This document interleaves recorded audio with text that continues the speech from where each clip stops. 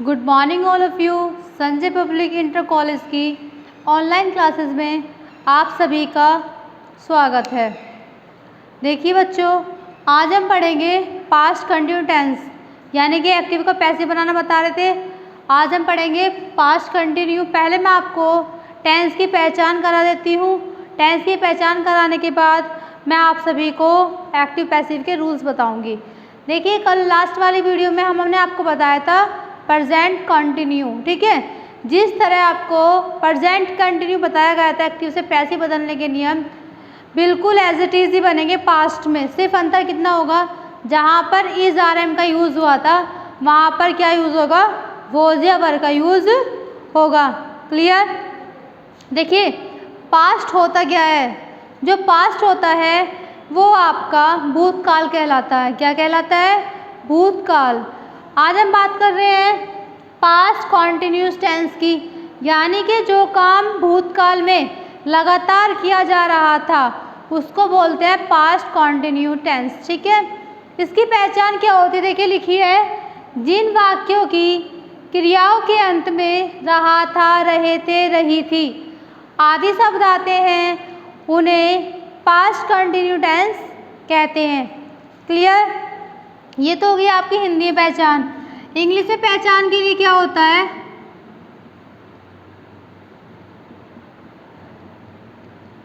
Subject plus was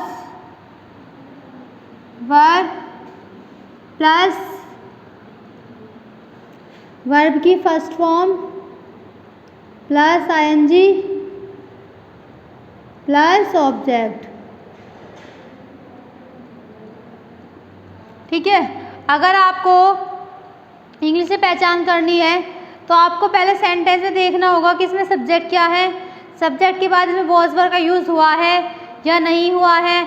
अगर हुआ है तो वर्ब की कौन सी फॉर्म यूज़ हुई है, वर्ब की फर्स्ट फॉर्म यूज़ होती है इसमें, और उसके साथ आईएनजी है, तो आपका कौन सेंटेंस होगा, ये पास्ट कंटिन्यू टेंस होगा।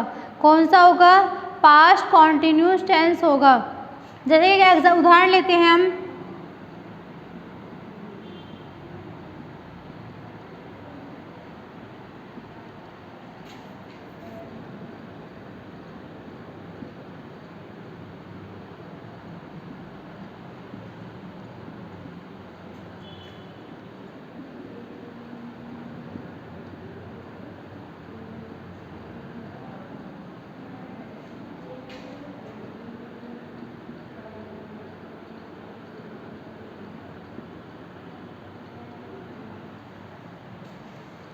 देखिए सेंटेंस लिखा आपका, माता जी खाना बना रही थी।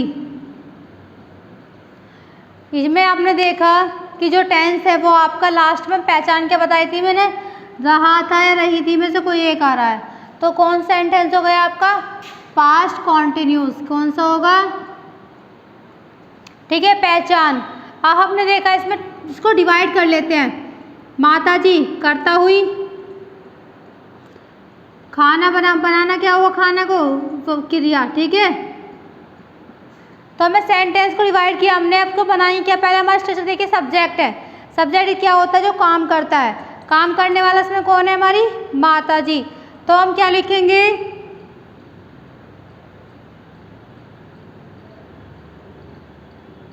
The mother.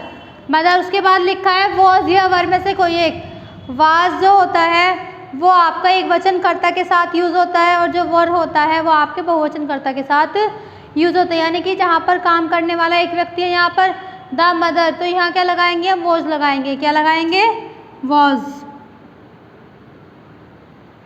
The mother was. फिर हमने क्या देखा स्ट्रक्चर में, सब्जेक्ट वॉज वर्ब में से कोई एक लगाया, उसके बाद क्या आपका वर्ब की फर्स्ट फॉर्म। क्या लगाया हमने, वर्ब की फर्स्ट फॉर्म। वर्ब क्या है इसमें, खाना बनाना। खाना बनाने की होती है कुक। क्या होती है, cook. The mother was cook. हमने देखा वर्ब की फर्स्ट फॉर्म के साथ क्या लगा रखा, आईएनजी, कुकिंग। उसके बाद देखिए क्या बना रही है, खाना, कुकिंग द फूड।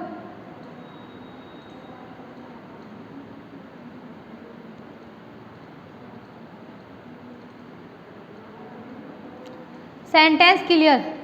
ठीक है। अगर ये होता कि माता जी खाना नहीं बना रही होता, नहीं बना रही थी, तो हम सेंटेंस बिल्कुल एज इट इज बनाते, बिल्कुल ऐसे ही। लेकिन सिर्फ क्या होता, the mother was not cooking the food, सिर्फ इतना चेंज होता। अगर सेंटेंस ये होता क्या माता जी खाना नहीं बना रही थी, तो हम क्या करते, जो ये वॉज है, ये वॉज यहाँ आ जाता और यहाँ ये नॉट यहीं पे रहता। Was the mother not cooking the food. अगर ये होता सेंटेंस माता जी खाना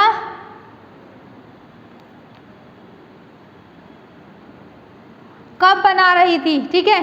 तो आपने देखा जो ये सेंटेंस है आपका, ये इंटरोगेटिव में हो गया इस टाइम। इंटरोगेटिव में क्या बताया था मैंने आपको, जब वर्ड डब्ल्यू फैमिली वर्ड होते हैं पहले उनकी इंग्लिश बनेगी, उसके बाद जो आपकी हेल्पिंग वर्ब होगी वो subject, main verb, object. Clear. अब देखिए कब, कब की इंग्लिश क्या होती है, व्हेन। कब क्या होती है, when was the mother not cooking the food. सिर्फ आपको क्या देखना है, सिर्फ आपको इतना पता होना चाहिए कि इसमें क्या लगना है। देखना एक ही स्ट्रक्चर से आपका सारा सेंटेंस कंप्लीट हो जाता है। सिर्फ आपको पता होना चाहिए कि कहाँ पर कौन सी चीज़ यूज़ होनी है, ठीक है। अब हम बनाते हैं इसका एक्टिव से पैसिव। क्या बनाएंगे, एक्टिव से पैसिव। आपको पास्ट कंटिन्यू टेंस समझ में आ गए होंगे, मैं आशा करती हूँ।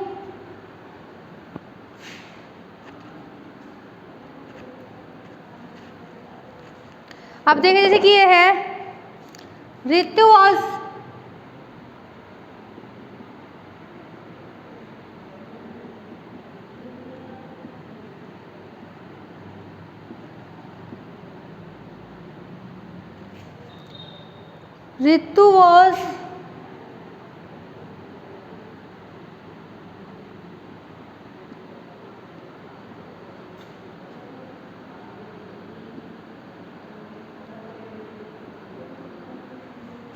आपका सेंटेंस है ये, ठीक है।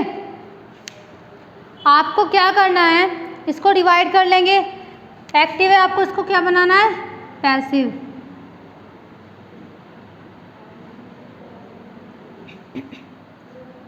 पहले इसको डिवाइड करते हैं हम, subject, helping verb, main verb,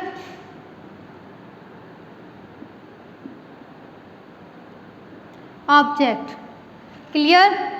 आप लोगों ने देखा, आपको रूल्स पता ही है, इजीली बन जाएगा। देखिए सब्जेक्ट को किस में कन्वर्ट करेंगे, ऑब्जेक्ट में, ऑब्जेक्ट को सब्जेक्ट में, ठीक है। ऑब्जेक्ट क्या है इसमें, सम ग्रेप्स।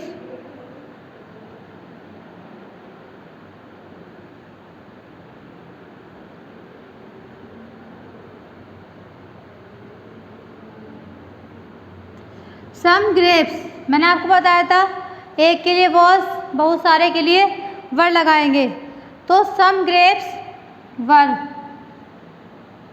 मैंने आपको प्रेजेंट कंटिन्यू टेंस समझाते समय बताया था, अगर आपका प्रेजेंट में वो कंटिन्यू में टेंस चाहे वो कोई भी है, तो आईएनजी रिमूव करते हैं हम। आईएनजी रिमूव करने के लिए क्या लगाएंगे, बीइंग। क्या लगाएंगे, being. Some grapes were being.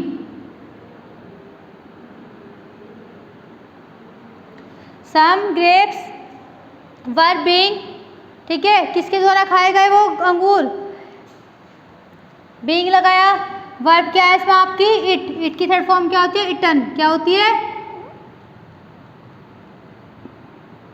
Eaten. किसके द्वारा खाए गए, ऋतु, बाय ऋतु। क्लियर। अगर नेगेटिव होता यहाँ पर, यहाँ नोट होता, तो हम भी ये कहाँ लगा देते, यहाँ पर नोट लगा देते, ठीक है। अगर ये होता sentence was Ritu not eating some grapes, तो क्या करते हम, जो ये वाला वर है ये यहाँ आ जाता, were some grapes not being eaten by Ritu. Clear?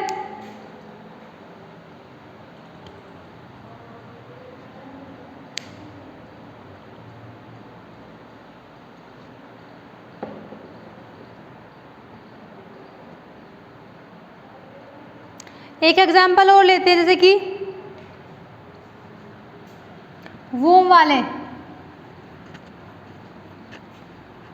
अभी मैंने आपको वूम वाला कोई भी सेंटेंस नहीं समझाया था। देखिए, who was eating sweet fruit.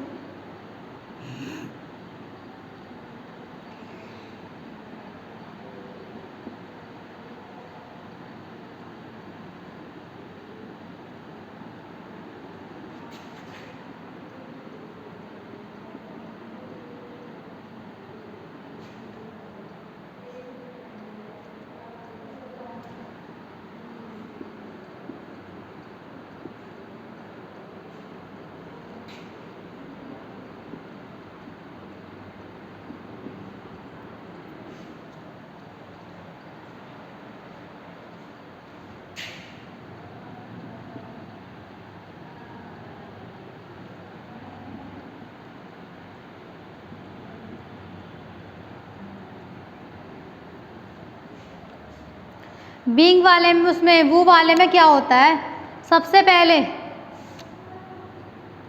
ये जो वो है ना, इसको हम लिखेंगे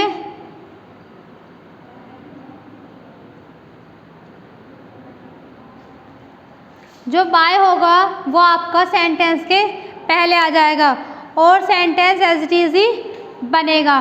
ठीक है, स्वीट फ्रूट है ना, तो यहाँ पे आपका काम करने वाला एक दे रखा है, किसने, तो ये जो आपका ये सब्जेक्ट है ये आपका इधर आएगा, ये दोनों चीज सब्जेक्ट में, तो क्या आएगा, बाय वूम वर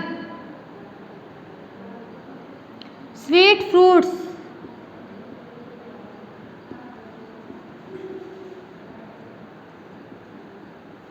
ठीक है, ये क्या बनाया आपका, बाय वूम वर स्वीट फ्रूट्स। आईएनजी हटाएंगे तो क्या लगाएंगे,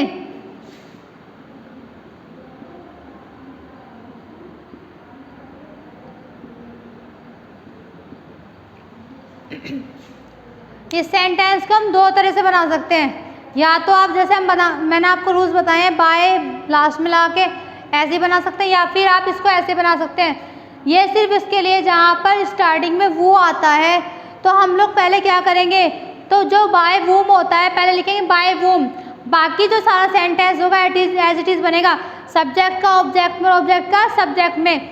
हमने लिखा बाय वूम, क्या लिखा, बाय वूम, जो उसका ऑब्जेक्ट है उसको सब्जेक्ट में लेके आए, सब्जेक्ट क्या हुआ इसका, स्वीट फ्रूट्स, यानी कि स्वीट फ्रूट्स का मतलब ये है कि बहुत सारे फल हैं, बहुत सारे फल होने के लिए हम क्या लगाएंगे, वर्ड लगाया हमने। ठीक है, वर्ड स्वीट फ्रूट। हमें बीइंग क्यों आया, क्योंकि हमें पता है इसमें आईएनजी लगा हुआ है, इसलिए यहाँ पर क्या लगाया, बीइंग। बीइंग के बाद जो वर्ब क्या है हमारी, इट की थर्ड फॉर्म क्या होती है, इटन, तो हमने यहाँ पे थर्ड फॉर्म लगाई, बाय वूम वर स्वीट फ्रूट बीइंग इटन। ये आपका टॉपिक कंप्लीट हो गया। ठीक है, वीडियो शेयर और सब्सक्राइब करना ना भूलें। Thank you.